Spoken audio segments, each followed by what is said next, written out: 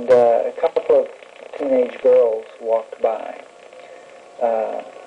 He looked at them and made a very derogatory comment toward those girls.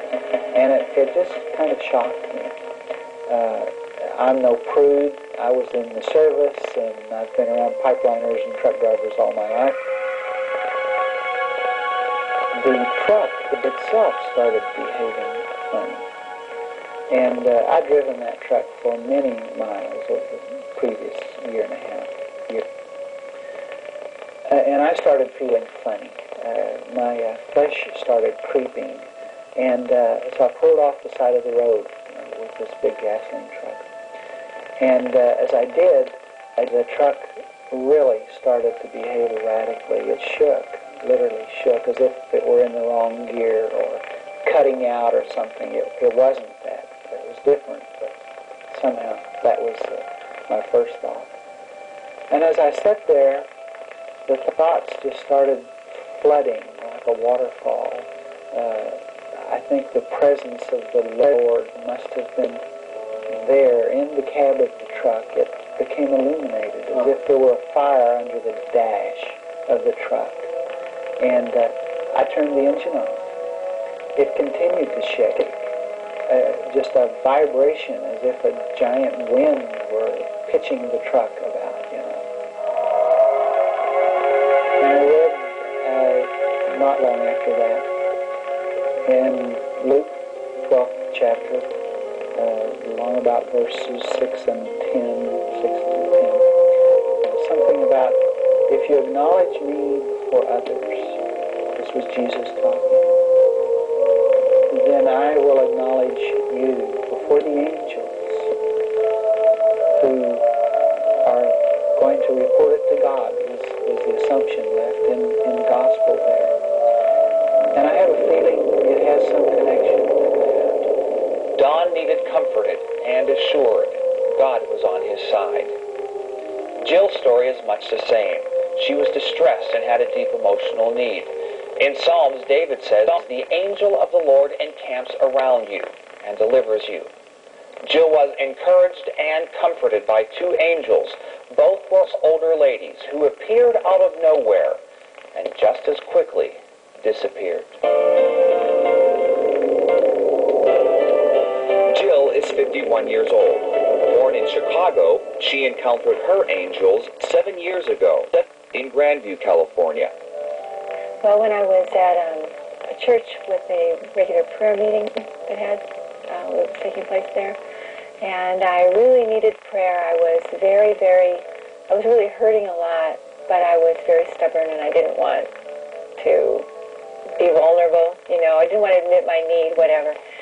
When I finally did, and I went over to the section where I was supposed to go to be prayed for, it was so crowded. Many people were there praying for other people, and there was no one there to pray for me. I was almost ready to go home because I could see it would be a long wait. And two ladies came up to me, and I thought they wanted to have prayer. So I explained to them that everybody was really busy and they couldn't pray for anybody. There was nobody left to pray. And they said, "No, we're here to pray for you."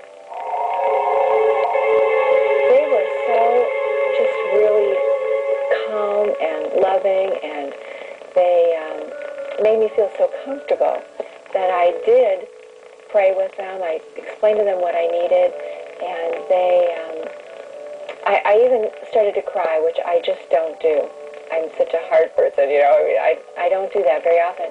And I really cried, and I felt so clean and fresh from that. And as I was talking to them, I turned away to say something about how many people there were, and when I turned back, they were gone. They just kind of vanished. And they couldn't have gotten out easily because we were in among hundreds of people. They was just so packed there. Well, I really think they were angels. They were right there. I mean, I was in such a place where I needed someone to minister to me. And you know how if you're in that kind of a situation and no one is there to do that, you get a little harder, you're more hurt, you go away more hurt than healed and helped. And I really think that God knew that I needed someone to love me and care for me. Many angel stories were recorded during war times when great needs arise all over the world. In Billy Graham's book, Angels, God's Secret Agents, he tells this story he was told while visiting American troops during the Korean War. A small group of Marines were trapped and freezing to death in 20-degree below zero weather. They had nothing to eat for 6 days. They were ready to surrender to the Chinese patrol. One man, a Christian, started reciting Bible verses and taught the men a praise song of God. Then they heard a loud crashing noise. A wild boar came running toward them. They jumped out of the way.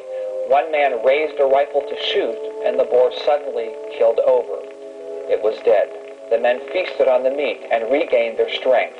But the next morning, again they heard a noise, and they were convinced the Chinese patrol had found them. Instead, they were face to face with a Korean man who spoke English. He said, "I will lead you out of here." They followed him through the mountains and through the forest until they finally crossed their own lines. When they looked up to thank the man, he had disappeared. Another author, Corrie ten Boom, tells of a story when she specifically prayed for angels during World War II in a Nazi concentration camp. Her prayers were answered.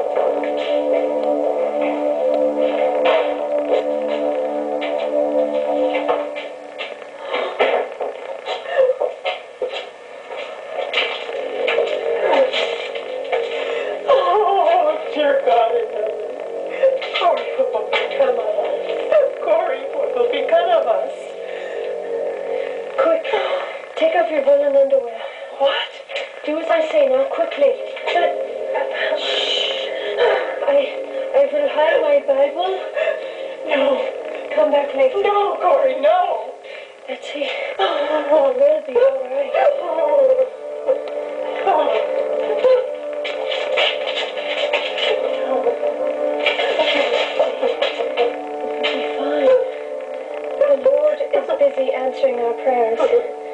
We will not have to make the sacrifice of all our clothes.